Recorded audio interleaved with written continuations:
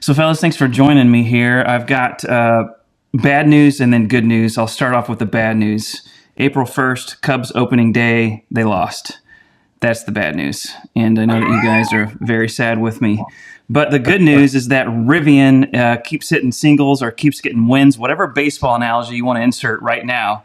Rivian's been on a roll the past few weeks because we got another win today with a service announcement. Okay, so I'll try and sum it up and hit the high points. And really the summary is right here, that the service is proactive and it's personal. It's centered around the lives of the owners to be simple and effective and remote and kind of hands off. And honestly, here are the tools: remote diagnostics, a large fleet of mobile service vans staffed with Rivian Technicians, a network of service centers, and a flexible loaner program. Our approach to vehicle care requires very little from you. So simple and smart are two great words for this, and simple being that there's not as much to take care of, and they kind of point that out here. But then the smart part of it is being proactive with diagnostics that really are built upon the connected vehicle platform. So we'll have predictive algorithms that can basically tell the future and help us stay up to date remotely and automatically. So super cool there. Speaking of remotely, our fleet of mobile service vans can perform a majority of vehicle care needs at your home, place of work, or wherever your vehicle may be. You don't have to be present. So this will be for Rivian owners anywhere in the US and Canada. This next part talks about the 40 Rivian Service Centers that we've heard about. That's coming to US and Canada in the coming year. And then also this sort of open door to third-party Rivian certified collision centers. I think of the Cox Automotive investment. We've kind of heard a little bit about this as far as some speculation. That could be this coming into play here. But between the mobile fleet, the service centers, and the collision network, Rivian Service provides comprehensive vehicle care for the owners. And then this kind of final part here at the bottom gives us a little preview of the app, all connected to the cloud, to where at any point you can connect with someone 24/7 or your guide. And we get a little bit of a preview of what the app might look like as far as user interface. So very cool that we're always just a touch or a phone call away from support and service. Your first reaction, your gut reaction, go for it. I think it's sweet. I mean, the fact that, there's, some ideas of where these service centers are going to be based off of some of the job postings that you see on the careers page. And we have a couple ideas: Chicago, San Francisco, a couple others. But, and the fact that they are going to really be pushing the mobile service, and especially, the words that they use, anywhere that we sell vehicles. I mean, does that mean for service roads or, OHV, off highway vehicle, access roads, that kind of stuff, people overlanding, camping out in the middle of nowhere? That'd be pretty awesome. And then of course, the tidbit of that, seeing the app, like we just saw there at the end, the three of us talked about, I'm not sure if that's going to be just a placeholder of what it will look like, but, or, just to show that, the functionality of it, remains to be seen. Mm-hmm. But we're, the pieces are definitely, I don't want to say falling into place, because that means that, it wasn't planned, but I mean, they're definitely, things are coming together, and it's basically what we discussed last week, the confidence, or earlier this week, the confidence. It's, if Skylar isn't more confident now, I don't know what. They're not earning Skylar's trust. Yeah. Yes. Yeah. So overall impressions, good there. Skylar, anything different from you? So, Kyle, I'm going to stick with your baseball analogy here, nice. And I'm going to say it's an absolute home run of a plan, and I think it's just going to boil down to execution. Yeah. Yep. So, big takeaway for me is that obviously it is going to be a very low effort, I would say, type of experience for the customer to be able to get service. Either it comes to you, or they come to pick up your vehicle and bring you a loaner. Mm-hmm. And that to me, I mean, that's white glove, that's first class type service. 100%. And I've heard about a lot of people, especially more recently, struggle with other manufacturer service and being able to get decent responses and decent times. You really feel like you matter a lot to Rivian with this plan, for sure. Premium ownership experience. That's worth a lot throughout the life of owning your vehicle. And we've already mentioned, I'm planning on owning this for 10 years. So that's maybe 20. So it's going to add up. Any other big takeaways or questions, insights, things you've been mulling over when you think about this? The actual roadside assistance, they don't actually mention it being a 560, but they do state, right there, Rivian Roadside Assistance is covered under your new vehicle warranty, and will be available 24 hours a day, 365 days per year. Mm-hmm. I mean, to me, that tells me that that's part of the 560 comprehensive. Mm-hmm. But I mean, Skylar, like you said, does that go further if it's a battery issue or a powertrain issue? Definitely would like some clarification, because if that's the case, that's even better.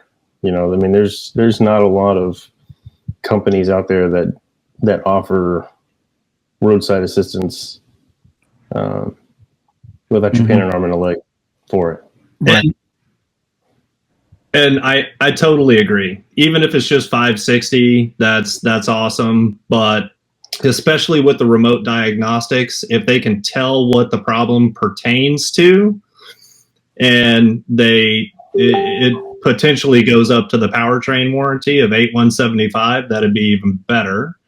And I mean, if I was Rivian, I think I probably would have said roadside or trailside assistance, if that might be an option.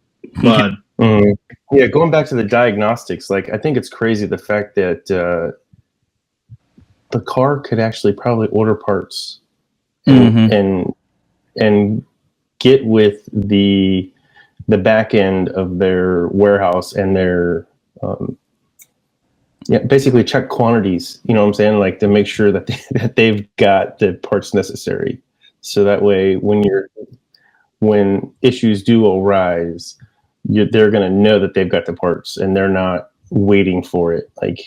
The car doesn't, you're not going to lose the truck, or you're not going to lose the R1T or R1S for longer than you have to, while it sits there waiting for the part to arrive. I think Charles Sanderson actually mentioned it at the Denver event in June about those exact words, how the vehicle was in a TFL truck interview, how the vehicle will be smart enough to actually order parts. Of course, nerds got a nerd, so I'm going to take that a bit of a step further. And the fact that kind of remote monitoring and remote diagnostics is not new. As an example, my truck has that through my 2015 truck has that through OnStar, and it'll tell you some things about your driving habits and about tire pressures and things like that. Any alert codes that are thrown by the vehicle.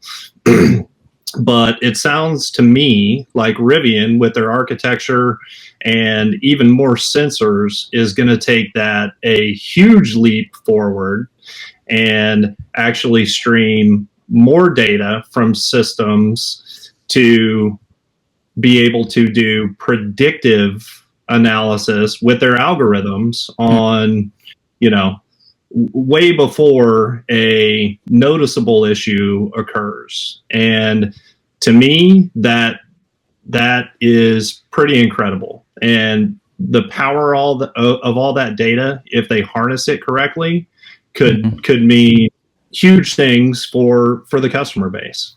My last thing that I noticed, and it's funny because I was just saying this, I think, in one of our last episodes that we did, was the fact that they mention, under simple and smart, as a Rivian owner, routine service will be simple from day one. One of the great things about EVs is that aside from items like cabin air filters, tires, and wiper blades, there isn't much to do. I mean, they come right out and say, instead of tracking the months or miles until your next service appointment, simply live and enjoy your vehicle. I mean, the fact that they're already stating that cabin filters, tires, wiper blades, and a couple fluids, that's pretty much it.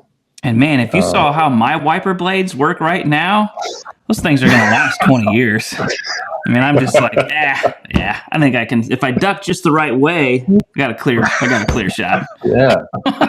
You're going to throw off the driver monitoring system, Kyle. Yeah.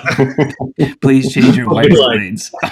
Is he paying attention? Is he passed out? What's going on with that dude? One of the things that I thought was really, really cool is obviously you're going to be able to report support issues through the app.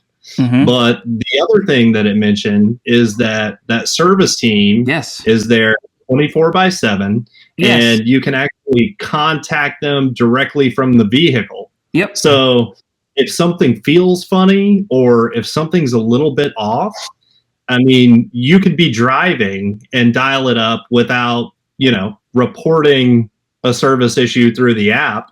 Mm-hmm. And who knows if you have decent, vehicle connectivity, cell service, whatever you want to call it, they might be able to look at that data in real time and tell you what's going on and whether there is a potential issue or not. Mm-hmm. You took mine because I know a lot of times, you get through the main article and you kind of come to the end and we get a little lazy at the end. But I noticed that too, and I'm like, how cool is it? 24/7 direct line. And they're trained extensively on the vehicles and powered to solve problems. So you're not just calling anyone who's just there to kind of pass you on until it's Monday morning or whatever, that you could get someone on Saturday night and get some actual real help as far as problem solving. And I think that's awesome as well. Every bit of information we have can sometimes spark new questions. What are they? Of these 40 plus locations, do I want to know exact addresses and cross streets? No, but yes, you do. I think I do. You're right. I don't know who am I kidding? And yes, I did chat in today. But for the people that are really concerned with where their service location is going to be, because they're not going to want to do the mobile service experience for whatever reason. So they're going to want to have that service center, and they want to know. And I mean, again, going back short of going to the career pages to find it. It'd be nice to get where those 40 plus locations are. Mm-hmm. Any questions come up in your mind, Skylar? A few. Yeah. And even some of these I've seen, they aren't original, but one is people would like confirmation of what loaner vehicles they're going to be. I feel like it's more than likely going to be Rivian, and I think Jimmy definitively stated as much in certain online forums. Another question that came up is, how does this work when out in the middle of nowhere, when vehicles may not have connectivity to be able to report things? And so that's one part of it. The other part of it is, what are the service vans going to be? Are they going to be Amazon-like electric service vans? Because in some of these desolate areas, and there's a lack of charging and so many other things. So how could vans potentially get there and back? And I think my answer to that is, yeah, maybe there's some EV service vans, but I think a lot of them just by the nature of these remote areas, are going to have to be traditional ICE service vans of one sort or another. And then also the roadside assistance. I would love to understand which warranty or warranties those are tied to. I thought the same thing about the vans, because we have already also talked about, and past episodes, or maybe we haven't, but pretty much common knowledge that they've spec'd out these Amazon vans to not be big 500-mile vans. I mean, just the cost and recharging and all that. It's much more efficient and just better to have a smaller range. I'm most intrigued just with the mobile force, you know what I mean? And because I just think it's a great concept. I think it's a great model. I'm looking forward to, you got to wonder like how many service reps will be around and how often I'll have to see him or her. But I just kind of have these daydreams of them showing up, and I'm like, hey, I got an egg going for you. Like, come on inside, let's get some breakfast, and then just hanging out with them.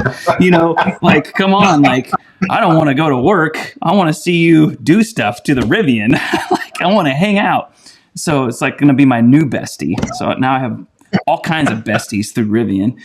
And Kyle, we really need our viewers' help here. We need to find the right name for the mobile service force. I mean, we talked about it a couple. I mean, Rangers is already taken, which would have been perfect for Rivian. So we need people to comment on what is the best adventurous name for the Rivian mobile service force. That's we need it. Pipe up, folks. Let's go. Tesla is not called Tesla people. Tesla mobile service people. They're Rangers. I can't believe that. That's crazy. Yeah. And Jimmy was giving me a hard time about that. I knew that was in the back of my mind for some reason. Yep. Oh man, that was so great. Yep, that was there for that. Jimmy, have you ever had a Tesla mobile visit or not? I have. Okay. Yeah, pretty cool. Yeah, it was simple. I had a dead spider in my taillight, covered under warranty. And instead of just opening the thing up and getting the spider out, it's a closed system. Somehow the spider got in there, but they swapped out the taillight and good to go. It's obviously not too closed. Exactly. So Jimmy, did you have donuts with him and coffee and make friends? Do you invite him in, cook him some eggs? No, COVID. COVID. Yeah. That's true. I will have to hopefully that'll all be done by then. Yeah. Anything else? It looks like a Ford Transit. The van. If I go back to the van, yeah, I've got a Ford Transit. I'm looking at a side by side of that picture and the Rivian picture there. I mean, if that is an actual van that's set up for mobile service, it's a Ford Transit. Well, which actually makes sense with the partnership with Ford. I mean, yeah, that's what I was going to say. If you could go that route, and there's definitely toolboxes behind that dude. So, Kyle, you wondered if that was just a marketing photo, and it might be totally legit. Oh, definitely. Yeah, you said Ford, Mike. Well, the Ford partnership there. There we go. There's much more at stake with that partnership than just that, but it could make sense for sure. Hey folks, thanks for watching. If you get a chance, please check us out at rivianstories.com. And every like, subscribe, and share helps. Thanks again.